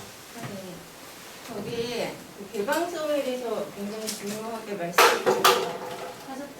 네. 그래서 그 싱가포르나 미국이나 이런 스위스 이런 나라들을 예로 주셨는데, 이제 그런 나라들은 그 고급 인력들이 취업 비자를 발급받아서 그 나라에서 일을 하면서 또 그 경제를 활성화시키고 또 이민도 하고 이제 뭐 이런 구조로 가는 것 같은데, 네. 이제 한국 같은 경우는 말씀하셨지만 이제 취업 비자도 발급 잘 안 되고, 그러니까 지금 연습생 시장 이런 걸로 네. 기형적으로 이민 시장이 잘하고 있잖아요. 네. 중국 얘기를 안 할 수가 없는데, 중국 같은 경우 지금 이민자 수가 공식적으로 80만 명이 넘어가고 비공식적으로는 120만 명이 된다고 하는데, 이 수치가 제주도 인구를 이미 초월을 하고, 그리고 대전광역시나 광주광역시보다 더 많은 그런 숫자라고 해요. 네. 그런 식으로 성장을 하고 있는데, 특히 그 귀화 중국인 같은 경우는 본인의 정체성도 그 어느 나라 사람이 물으면 중국인이라고 중국인이죠. 대답을 하잖아요. 네. 중국인이 그냥 들어오는 거잖아요. 그래서 이런 부분에 대해서는 어떤 생각을 하시고, 이거에 대한 대책이 있거나 아니면 뭐 해결 방안이 있는지. 지금 반중 형성 굉장히 심각하잖아요. 근데 그게 그럼으로 인해서 오히려 취업 비자 발급도 이 고급 인력에 대한 그 포용력도 이제 더 줄어가도 되는 게 아닌가, 그런 생각이 드네요. 예. 좋은 지적해 주셨습니다. 조선족 중국인이죠, 그러니까. 중국인들 문제는 저는 이거는 그냥 단순한 외국인 노동력의 문제가 아니라고 생각해요. 이거는 정치적인 문제다. 그래서 그거는 외국인 노동력하고는 별개의 문제로 봐야 된다고 봅니다. 이 중국인 문제는. 그리고 그거는 생각이 있는 우리 국민들이 싸워야 되는 문제다. 그런데 제가 드리는 말씀은 그거는 그거고, 우리에게 필요로 하는 인력들을 적극적으로 받아들여야 된다는 거예요. 제가 대표적으로 지금 저 사람들을 받아들여야 되는데 하고 생각하는 사람이 우크라이나 사람들입니다. 우주항공 세계 탑입니다. 예. 지금 세계에서 방위 산업이 제일 빠른 속도로 발전하고 있는 나라가 우크라이나입니다. 이거는 타의 추종을 불허해요. 1000만 대 지원만. 예. 타의 추종을 불허합니다. 왜? 살기 위해서 뭔가를 만든 거거든요, 지금. 살기 위해서 만들고, 그리고 굉장히 역동적이에요. 보통 우리나라 방위산업은 보면 ADD 국방과학기술연구소 이런 데서 딱 모형을 만들어 놓으면 그걸 가지고 방산업체들이 만드는 거예요. 근데 우크라이나는 그게 아니에요. 각자 다 자기 창고에서 뭔가를 다 만들어. 그래가지고 뭔가 작동을 하잖아요. 그럼 가서 제안을 하는 거예요, 이 사람들이. 그 중에서 골라요. 국방부 이 군대에서. 매우 빠른 속도로 발전하고 있는 거거든요. 이 사람들 저는 받아들여야 된다고 봅니다. 이 사람들을 우리가 받아들일 수 있으면 그 사람들도 적극적으로 올 거예요. 당연하죠. 한국은 선망의 나라니까. 그래서 이런 나라, 그러니까 우크라이나 같은데, 또 이스라엘 사람들도 저는 적극적으로 받아들여야 된다고 보고요. 그러니까 그런 사람들이 곳곳에 많다고 봐요. 그래서 그거를 좀 우리가 선별을 해야 된다. 이제 그냥 3D 업종 모이는 게 아니고 진짜 필요로 하는 사람들. 미국의 그 H-1B 비자를 보면 그 자격들이 있잖아요. 우리도 그런 걸 이제 만들어야 된다. 이런 사람에게는 우리가 취업 비자를 주겠다 하고. 그래서 본격적으로 유능한 사람들을 받아들일 준비가 돼야 되고, 그리고 그런 사람들이 많다. 한국을 좋아하는 사람도 많다. 저는 그게 큰 기회라고 봅니다. 네. 네. 저 뒤에. 네.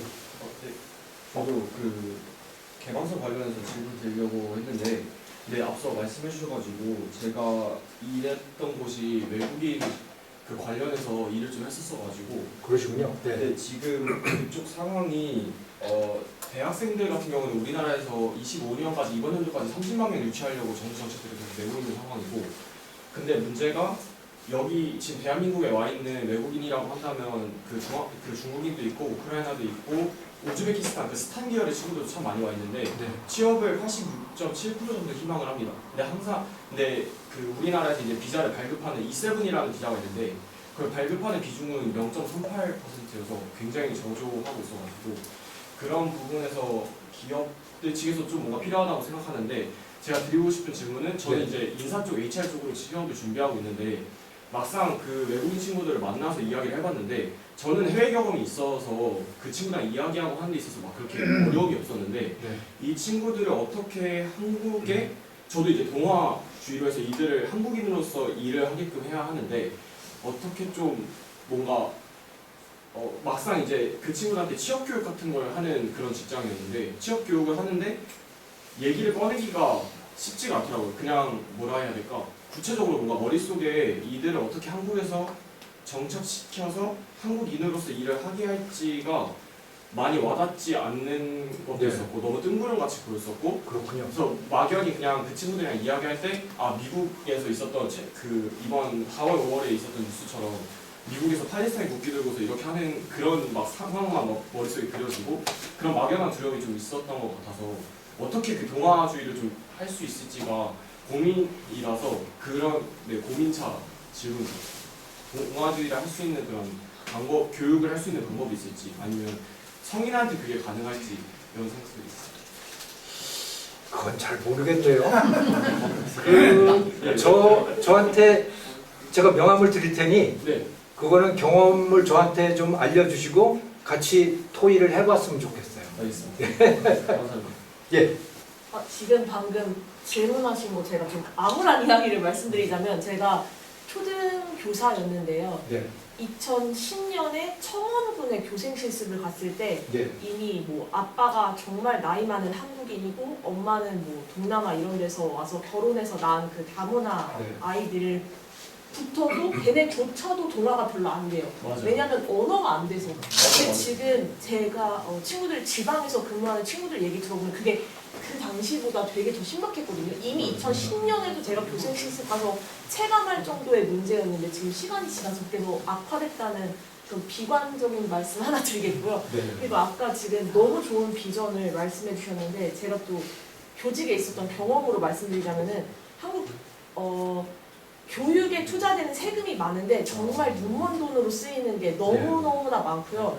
한국 지금 교육의 문제가 교사들이 다 그냥 좌파라고 보시면 돼요. 근데 이거를 제가 항상 얘기하면 전교조 문제를 거론하시는 분들이 많은데 전교조랑 정말 상관없이 자신의 그냥 삶 속에서 좌파되어 있는 사람들이 되게 많고 그리고 교육 과정이 교사를 좌파로 만들 수밖에 없게 짜여져 있어요. 왜냐하면 초등학교 6학년 사회교과서에 민주시민의 자질에 대해서 아예 정말 많은 부분을 할애해서 가르치는데 거기서 말하는 게 인권, 평등 막 이런 좌파 어젠다를 교사가 가르치기 위해서라도 공부를 하다 보면은 기본값이 좌파가 될 수밖에 없고요. 또 영어 교육 관련해서 말씀드리자면은 영어 유치원은 제가 이전에 사립초등학교에서 영어를 가르치면서 이제 정말 많은 빅데이터를 접했는데 그러니까 영어 유치원에서 배우는 영어의 수준이 그렇게 높지가 않아요. 그래서 사실 3, 4학년 되면은 자신이 기본적으로 언어 재능이 있다 싶은 애들은 그 영어 유치원에서 배운 걸로 치고 나갈 수 있는데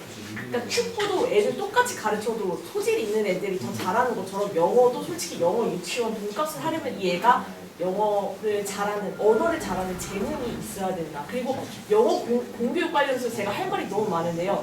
영어 공교육이 초등학교에 들어온 게 97년인데 그때 이후로 교과서가 거의 변하지 않았어요. 그냥 디자인만 변한 수준이고 저는 그냥 교사 시절부터 다른 선생님 그리고 심지어 교수님들한테도 그 책이 쓰레기라고 그냥 말을 했었거든요. 그러니까 그 돈을 차라리 효율적으로 쓰려면은 영국이나 미국에서 뭐 옥스포드 출판사 이런 데서 만든 아예 정말 그러니까 영어를 외국어로 공부할 수 있는 사용자들을 위해서 정말 그들이 이미 돈 많이 들여가지고 개발한 교재가 있거든요.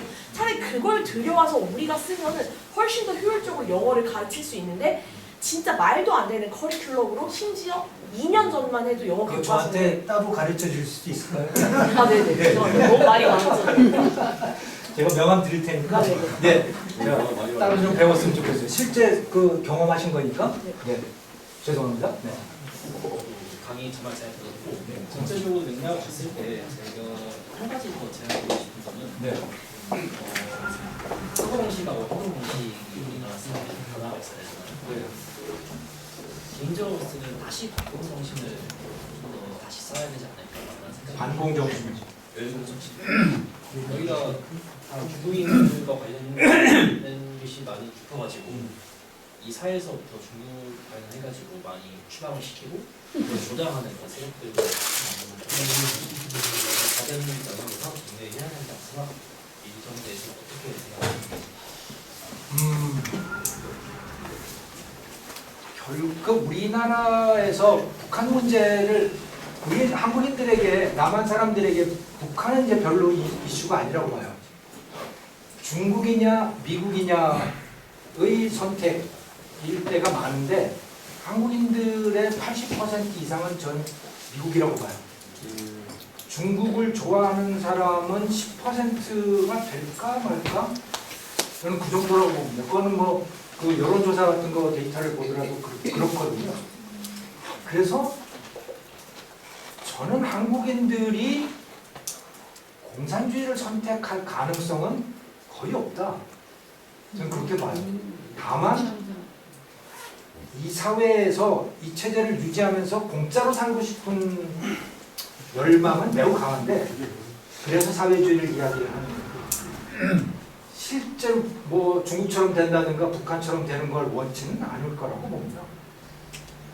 그래서 지금 말씀하신 그걸 그렇게 저는 심각하게 생각지는 않아요. 그렇다고 하기에는 지금 너무 많이 중국과 대가오는 것들 뉴스에서도 봐가지고 그거를 아마 대부분의 한국인들은 다 불쾌하게 생각할 거라고 저는 그렇지 않을까요? 교수님 네. 저는 옛날에 한국이 만들어지면서 건사했고 최근에 위기를 겪으면서 세계적 맥락에서 보면 굉장히 잘 해나가고 있다라고 보는 관점인데 제가 작년까지 이제 회사 일을 했고 지금은 이제 쉬고 있는 입장에서 아까 지금 그 문재인 정부 때 나타났던 기초수급공자 숫자 네. 그걸 보면서 제가 최근 한 10개월 이 동네에서 쉬면서 보는 그 퇴직 분상들을 보면 네. 와 이거 커브구나 하는 게 뭐냐면 진짜 그저먹는 숫자가 너무 많습니다.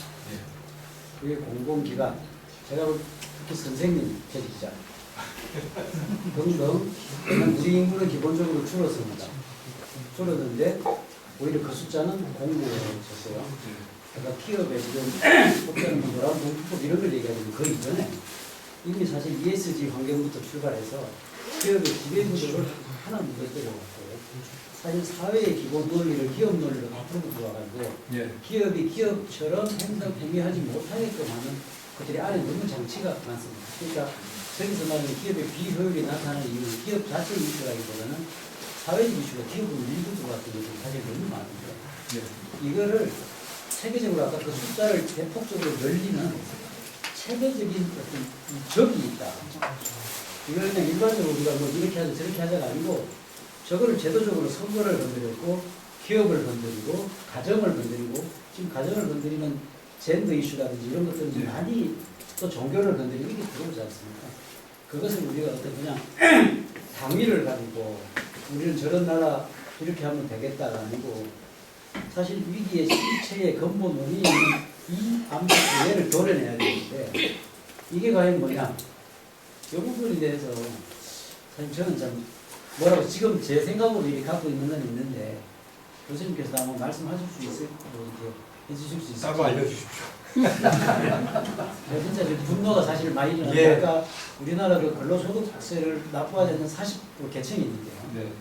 제가 31년 동안 맥스로 그걸 내고 나가서 받는 금액을 딱 봤을 때 매일 놀다가 와가지고 받는 사람하고 같아요. 예를 들면. 그리고 아예 그렇지 않으면서 그냥 그것만 받고 사는 그네들하고 같이 그 공간에서 사니까 와 내가 31년 이런 식으로 해서 세금을 내고 나는 그 분노가 일어나는 거예요. 그런데 그 숫자가 최근 와서 굉장히 폭발적으로 늘었어요. 그런데 그네들한테 이제 예를 들면 최근에 어떤 전국 상황이고 이런 것들을 대화를 하다 보면 그네들한테 공직에 대한 사명, 소명감 이런 거는 기업에 있으면서 제가 이승만 학당에 나오는 애들보다 못해요. 이런 사람들을 세금으로 먹여주고 있다. 네. 이런 애들은 오히려 더 열렸다.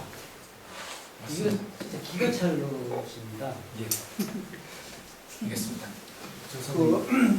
제가 이제 싱가포르 업체랑 좀 일을 하고 있는데 제가 인도에도 있었고 싱가포르에도 있었는데 싱가포르에 리칸유가 제일 존경한 한국 사람이 박정희잖아요. 예. 근데 한국 사람들이 박정희를 다 잊어버렸어요 지금. 박정희 정신을. 우리가 지금 박정희 정신의 스피리츠를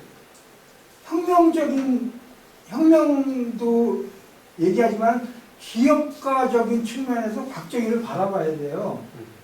그 청년들이 거기서 박정희 코리아 CEO를 발견하지 않으면은 대한민국 희망이 없어요. 예. 리칸유가 싱가포르의 리칸유가 가장 존경하는 사람이 한국의 박정희인데 오히려 한국 사람들이 박정희를 다 잊어버렸다고요 지금. 예.